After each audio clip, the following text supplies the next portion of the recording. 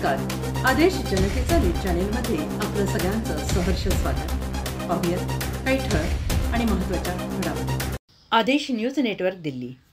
दिल्ली विधानसभा निवडणुकीनंतर भाजपा नव्या राष्ट्रीय अध्यक्ष यांची नियुक्ती करणार आहे. पक्षाच्या अध्यक्षपदाची निवड 10 ते 20 फेब्रुवारी दरम्यान होण्याची शक्यता असल्याची माहिती सूत्रांनी दिली आहे. आणि विशेष म्हणजे यावेळी महाराष्ट्रातील नेता चर्चेत आहे.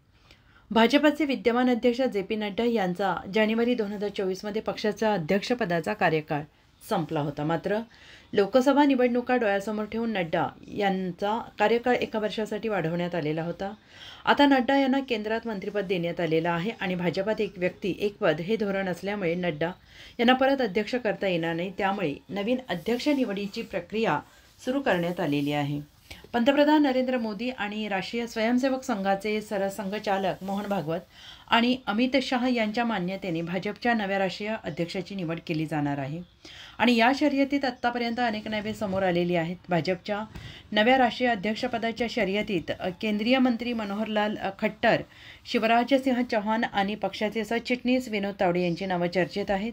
आणि याशिवाय संरक्षण मंत्री राजनाथ सिंह यांचेही नाव भाजपच्या अध्यक्षपदासाठी चर्चेत आहे. तीनही नेत्यांनी पक्षांतर्गत कामातून मोठा अनुभव गोळा केलेला आहे. भूपेंद्र यादव हे मूळचे राजस्थानचे रहिवासी आहेत, तर धर्मेंद्र प्रधान हे ओडिशाचे आहेत. विनोद तावडे मूळचे महाराष्ट्राचे आहेत आणि हे तीनही नेते अमित शहा यांचे निकटवर्तीय मानले जात आहेत. पण विनोद तावडे यांनी मागील काळात पक्षवाढीसाठी कोणी काम न करता पाहता त्यांना अध्यक्षपद मिळायची शक्यता जास्त आहे. त्यामुळे गडकरी यांना त्यांच्यानंतर तावडे हे दुसरे मराठी व्यक्ती सत्ताधारी पक्षाचे अध्यक्ष होऊ शकतात. पक्षाच्या घटनेनुसार जे सदस्य पक्षाचे किमान 15 वर्ष सदस्य आहेत तेच पक्षाचे राष्ट्रीय अध्यक्ष होऊ शकतात. आणि त्यामुळे नवीन अध्यक्ष कोण होणार हे पाहणं महत्त्वाचं ठरणार आहे. तावडे अध्यक्ष झाल्यास आगामी काळात फडणवीस विरुद्ध तावडे असा संघर्ष होणार की पक्षाला महत्त्व देत जिल्हा महत्त्वाचा ठरणार.